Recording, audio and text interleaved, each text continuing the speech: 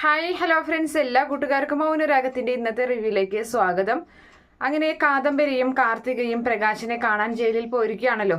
അങ്ങനെ ആ സമയത്ത് അവരെ സംസാരിക്കുകയാണ്. അപ്പൊ പ്രകാശൻ പറയുന്നുണ്ട്, മക്കളെ ഞാൻ എത്ര പ്രാവശ്യം അവനോട് പറഞ്ഞതാണെന്നറിയോ, ആ വിക്രത്തിനോട് നല്ല രീതിയിൽ വാടാ, ഇനി നിന്റെ കാര്യങ്ങളൊക്കെ നീ ചെയ്തതൊക്കെ മറന്ന് നീ നല്ല രീതിയിൽ വാടാ, അപ്പൊ നമുക്ക് എല്ലാവർക്കും സന്തോഷത്തോടുകൂടി ജീവിക്കാടാ എന്നിങ്ങനെ പറഞ്ഞപ്പോ അവൻ പറഞ്ഞത്, ഇല്ല വരില്ല, അവൻ അട്ടഹസിക്കുകയായിരുന്നു, എൻ്റെ കല്യാണിമോളെ കൊല്ലുമെന്ന് തന്നെയാണ് അവൻ പറഞ്ഞത്. ഞാൻ അവനെ ആ സമയത്ത് വെറുതെ വിട്ടിരുന്നെങ്കിൽ അവൻ എന്നെ കെട്ടിത്തൂക്കി തോക്കുമെടുത്ത് കല്യാണിയെ കൊല്ലാൻ വേണ്ടി പാഞ്ഞു വന്നേനെ. അപ്പൊ ഇപ്പൊ എൻ്റെ മോള് ജീവിച്ചിരിപ്പില്ലായിരിക്കും, അങ്ങനെയൊക്കെ സംഭവിച്ചേനെ എന്നിങ്ങനെ പറയുകയാണ്. എന്തായാലും എത്രയോ പ്രാവശ്യം ഞാൻ ആഗ്രഹിച്ചിരിക്കുന്നു എന്നറിയോ അവനൊന്ന് നന്നായി കാണാനായിട്ട്. അങ്ങനെയാണെങ്കിൽ എൻ്റെ 2-3 പെൺമക്കളും അവനക്ക് വേണ്ടിയിട്ടുള്ള എല്ലാ കാര്യങ്ങളും ചെയ്തു കൊടുക്കും. അതുപോലെ നിങ്ങൾ പറയുന്നതൊക്കെ അവനും നിങ്ങൾക്ക് വേണ്ടി ചെയ്തു തരും. അങ്ങനെ ഒരു ജീവിതം ഞാൻ ആഗ്രഹിച്ചതാണ്. ഇനി എന്തായാലും ഈ ജന്മം അത് നടക്കില്ല, അടുത്ത ജന്മത്തിലെങ്കിലും നടന്നാൽ മതിയായിരുന്നു എന്നിങ്ങനെ പറയുന്നുണ്ട്. അപ്പോൾ ആ സമയത്ത് കല്യാണി പറയാണ്, അച്ഛാ നമ്മുടെ ഏറ്റവും വലിയൊരു സ്വത്ത് എന്ന് പറയുന്നത് നമ്മുടെ അമ്മ, അത് പോയില്ലേ, പിന്നെ ഇപ്പം അവനും പോയി. ഇനിയിപ്പോൾ അതിനെക്കുറിച്ചൊന്നും പറയണ്ട, അവനെ മരിച്ചു കഴിഞ്ഞിട്ടെങ്കിലും മനസ്സിലായി കാണും അവൻ്റെ തെറ്റുകളൊക്കെ, അവൻ അതിലിപ്പോൾ പശ്ചാത്തപിക്കുന്നുണ്ടായിരിക്കും എന്നിങ്ങനെ പറയുകയാണ്. എന്നാൽ ഞങ്ങൾ ഇറങ്ങട്ടെ അച്ഛ എന്നിങ്ങനെ കല്യാണി പറയുന്ന സമയത്ത്, മക്കളെ നിങ്ങൾ എന്നോട് യാത്ര പറയുമ്പോൾ എനിക്കെന്തോ വല്ലാത്ത വിഷമം പോലെ തോന്നുകയാ എന്നിങ്ങനെ പറയുന്നുണ്ട്. സൂക്ഷിക്കണേ മക്കളെ എന്ന് പറയുകയാണ്. അപ്പോൾ ആ സമയത്ത് പെട്ടെന്ന് കാദംബരി പറഞ്ഞു പോകാണ്, സൂക്ഷിക്കാനൊന്നുമില്ല അച്ഛാ, അപകടം എന്തായാലും ഒഴിഞ്ഞു പോയിട്ടില്ല, ഇനിയുമുണ്ട് അപകടം എന്ന് പറയുമ്പോൾ കല്യാണി കാർത്തികയെ കണ്ണു തുറപ്പിച്ച് നോക്കുകയാണ്. അവളെങ്ങനെ പേടിപ്പിക്കുന്നുണ്ട്. എന്താ മക്കളെ നീ എന്താ അങ്ങനെ പറയാൻ കാരണം എന്ന് പ്രകാശൻ ചോദിക്കുകയാണ്.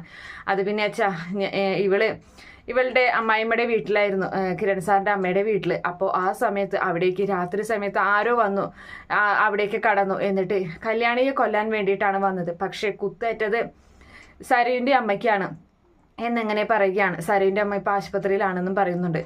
എന്താ മോളെ ഞാൻ ഈ കേൾക്കുന്നത് എന്ന് ചോദിക്കുമ്പോൾ, അപ്പോൾ അതേ അച്ഛാ, ഒരു തലനാരിഴക്കാണ് രക്ഷപ്പെട്ടു പോയത്. അങ്ങനെയാണെങ്കിൽ സൂക്ഷിക്കണം, അവനായിരിക്കും ആ വിക്രത്തിൻ്റെ കൂട്ടുകാരന്മാർ.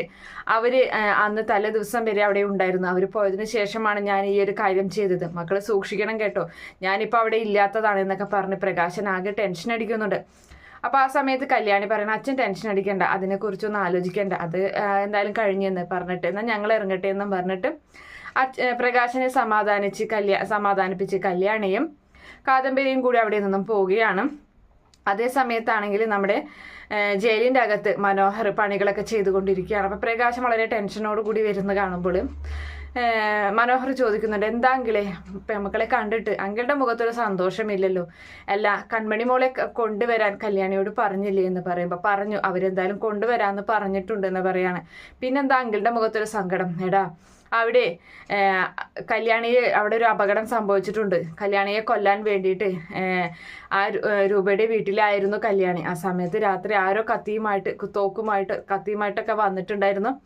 പക്ഷേ കുത്തേറ്റത് ശാരിക്കാണ് കത്തിയുടെ. അപ്പം എന്ന് പറയുന്നുണ്ട്, നിന്റെ അമ്മായിമ്മയ്ക്കാണെന്ന് പറയുകയാണ്. അങ്ങനെ സംഭവിച്ചോ എന്ന് ചോദിക്കുകയാണ്. അതെ. അപ്പോൾ മനോഹർ പറയുന്നുണ്ട്, ആ ഗംഗപ്രസാദിൻ്റെ കൂട്ടുകാരന്മാർ, അവരെ സൂക്ഷിക്കണം, അവർ വിചാരിക്കുന്ന പോലെയല്ല എന്ന് പറയുമ്പോൾ പ്രകാശം പറയാണ്, അവരാവാൻ സാധ്യതയില്ല, കാരണം അവരായിരുന്നെങ്കിൽ ആദ്യം ലക്ഷ്യമിടുന്നത് കല്യാണിയെ ആയിരിക്കില്ല, കാർത്തികയെയും ലക്ഷ്മി അമ്മയെയും ആയിരിക്കും. ഇതിപ്പോൾ ആ വിക്രത്തിൻ്റെ കൂട്ടുകാരന്മാരാണെന്നാണ് തോന്നുന്നത് എന്നിങ്ങനെ നമ്മുടെ പ്രകാശം പറയുകയാണ്.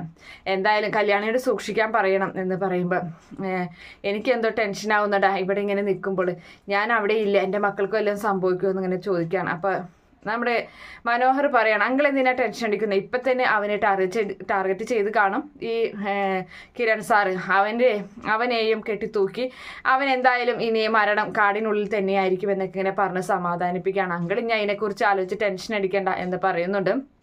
അങ്ങനെ അതിനുശേഷമാണെങ്കിൽ ഈ പറയുന്ന കല്യാണിയും കാദംബരിയും ഇങ്ങനെ നടക്കാണ്. അപ്പോൾ കല്യാണി കാദംബരിയോട് പറയുന്നുണ്ട്, എന്തിനാ ചേച്ചി ആവശ്യമില്ലാത്ത കാര്യങ്ങളൊക്കെ അച്ഛനോട് പറയാൻ പോയത്, ചേച്ചിയുടെ നാവിനെ നിയന്ത്രിക്കാൻ പറ്റില്ല, എവിടെ എന്ത് പറയണമെന്നറിയില്ലേ, അച്ഛനോട് അത് പറഞ്ഞു കഴിഞ്ഞാൽ അച്ഛന് വയ്യാത്തതല്ലേ, അറ്റാക്കൊക്കെ വന്നിട്ടുള്ളതില്ല, അച്ഛൻ എന്തെങ്കിലും സംഭവിച്ചാലോ ജയിലിൻ്റെ അകത്ത് കിടന്നിട്ട്, എന്തിനാ അങ്ങനെയൊക്കെ പറയുന്നതെന്നൊക്കെ ചോദിക്കുകയാണ്. അത് പിന്നെ കല്യാണി, ഞാൻ പെട്ടെന്ന് അങ്ങനെ പറഞ്ഞു പോയതാണ്, പെട്ടെന്നായാലും അങ്ങനെ പറയാൻ പാടുണ്ടോ എന്നൊക്കെ ചോദിച്ചിട്ട് കുറേ ദേഷ്യപ്പെടും. ഇനി ഉണ്ടാവില്ല കല്യാണി, ഇനി ഞാൻ ശ്രദ്ധിച്ചോളാം എന്ന് പറയുകയാണ്. എന്തായാലും നടന്നു എന്നും പറഞ്ഞിട്ട് വാ നടക്കുക എന്ന് പറഞ്ഞിട്ട് അങ്ങനെ വീട്ടിലോട്ട് അവർ പോവുകയാണ്. അതേ സമയത്ത് നമ്മുടെ സരയുവിനെയാണ് കാണിക്കുന്നത്. സരയു ആണെങ്കിൽ കമ്പനിയിൽ അവൾ പ്ലാനൊക്കെ വരച്ചുകൊണ്ടിരിക്കുകയാണ്. എന്നിട്ട് ആ പ്ലാനിൽ നോക്കിയിട്ട് ഒറ്റയ്ക്ക് സംസാരിക്കുന്നുണ്ട്. അവൾ പറയാണ് ഇതിൻ്റെ മുകളിലോട്ട് അവളെ എങ്ങനെയെങ്കിലും കയറ്റണം, എന്നിട്ട് അവിടെ നിന്ന് തള്ളിയിടണം താഴോട്ട് എന്നിങ്ങനെ മനസ്സിൽ കരുതി നിൽക്കുമ്പോഴാണ് അവിടേക്ക് കല്യാണി ചിരിച്ചുകൊണ്ട് വരുന്നത്. സരയു എന്ന് വിളിക്കുന്നുണ്ട്. കല്യാണിയോ, അല്ല ഏതു നേരവും നീ ഇങ്ങനെ ജോലി ചെയ്യണ്ട എന്ന് പറയുന്നുണ്ട്. അല്ല നീ അങ്ങനെ ചെയ്യുന്നത് കൊണ്ട് അതിൻ്റെ റിസൾട്ട് കാണാനുമുണ്ട് എന്ന് കല്യാണി പറയുകയാണ്. അപ്പോൾ സരയു പറയുന്നുണ്ട്, ഞാൻ ജോലി ചെയ്യുന്നതിനനുസരിച്ച് നിങ്ങൾ എനിക്ക് അതിൽ കൂടുതൽ ശമ്പളം തരുന്നുണ്ടല്ലോ, കൂടുതലൊന്നും തരുന്നില്ല, അർഹിക്കുന്നത് മാത്രമേ തരുന്നുള്ളൂ എന്നിങ്ങനെ കല്യാണി മറുപടി പറയാണ്. പിന്നെ നീ എന്തായാലും മാറിയല്ലോ, അപ്പോൾ ഞാൻ നിന്നോട് ഒരു കാര്യം പറയാൻ വേണ്ടി വന്നതാണ്. ആദ്യത്തെ സരയുവിനോടാണെങ്കിൽ ഇത് പറയാൻ പറ്റത്തില്ല എന്ന് പറയുന്നുണ്ട്. എന്താ കല്യാണി എന്ന് ചോദിക്കുകയാണ്. അതെ, മനോഹറിന് കുഞ്ഞിനെ ഒന്ന് കാണണമെന്ന് പറഞ്ഞു.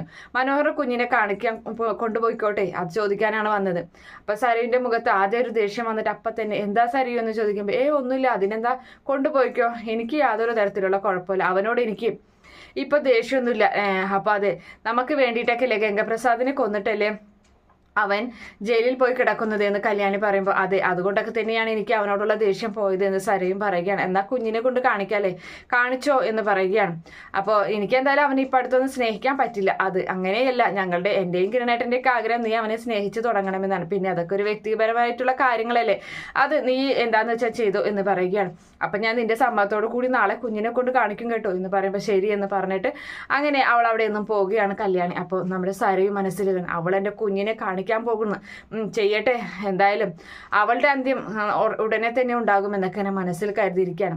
അതിനുശേഷം നമ്മുടെ താരയുടെ വീട്ടിലേക്ക് ബെല്ലടിക്കുന്ന സമയത്ത് താര വാതിൽ തുറന്നു കൊടുക്കുമ്പോൾ സരയുവാണ്. സരയുവിനെ കണ്ട പാടെ തന്നെ താരയ്ക്ക് ആകെ പേടിയാകുന്നുണ്ട്. അങ്ങനെ ആ സമയത്ത് സരയു വന്നിട്ട് ചോദിക്കുന്നുണ്ട്, നിങ്ങൾക്ക് കൊല്ലാൻ പറ്റുമോ എന്നിങ്ങനെ ചോദിക്കുകയാണ്. അപ്പോൾ താര ഒന്നും മിണ്ടാതെ നിൽക്കുന്നുണ്ട്. നിങ്ങളോടാ ചോദിച്ചത്, എനിക്ക് വേണ്ടി നിങ്ങൾക്ക് ഒരാളെ കൊല്ലാൻ പറ്റുമോ? ആ കല്യാണിയെ, അവളെ എൻ്റെ കുഞ്ഞിനെ അവന് കാണിക്കാൻ കൊണ്ടുപോവുകയാണ് നാളെ. പിന്നെ ഞാൻ സമ്മതിച്ചു, കൊണ്ടുപോയിക്കോട്ടെ, കാരണം അവളുടെ ആഗ്രഹത്തിനൊത്ത് ഞാനിപ്പോൾ നിന്ന് കഴിഞ്ഞാൽ പിന്നീട് അവൾക്ക് എന്തെങ്കിലും സംഭവിക്കുമ്പോൾ എന്നെ ആരും സംശയിക്കില്ല. അതുകൊണ്ടാണ് ഞാൻ അങ്ങനെയൊക്കെ സംഭവിച്ചത്.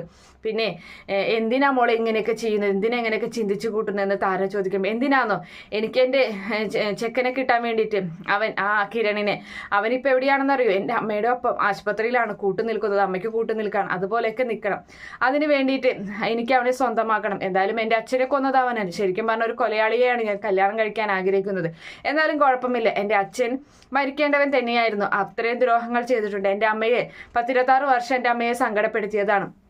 എൻ്റെ അമ്മ എനിക്ക് വേണ്ടി ജീവിക്കുന്നതാണ്. പിന്നെ എൻ്റെ അച്ഛൻ എന്നെ ഇഷ്ടമായിരുന്നു. പക്ഷേ ഇഷ്ടമില്ലാത്ത ഒരാൾ നിങ്ങൾ മാത്രമേ ഉള്ളൂ. നിങ്ങൾ ഞാൻ പറയുന്നത് അനുസരിക്കുന്നില്ല. പിന്നെ ഒരു സാഹചര്യം വരും കല്യാണിയെ കൊല്ലാൻ വേണ്ടിയിട്ട്. ആ സാഹചര്യത്തിൽ നിങ്ങളത് ചെയ്തിരിക്കണം. എന്നോട് സ്നേഹമുണ്ടെങ്കിൽ, എൻ്റെ സ്നേഹം നിങ്ങൾക്ക് വേണമെങ്കിൽ എന്നൊക്കെ പറഞ്ഞ് വളരെ ദേഷ്യത്തോടു കൂടി സരയു അകത്തേക്ക് പോവുകയാണ്. താരയാണെങ്കിൽ ആകെ വിഷമിച്ച് അങ്ങനെ നിൽക്കുന്ന ഭാഗം കാണിച്ചിട്ട് ഇന്നത്തെ എപ്പിസോഡ് അവസാനിക്കുകയാണ്. ഈ റിവ്യൂ ഇഷ്ടപ്പെടുകയാണെങ്കിൽ ഈ ചാനൽ ഒന്ന് സബ്സ്ക്രൈബ് ചെയ്ത് സപ്പോർട്ട് ചെയ്യുക. Okay friends, bye, thank U.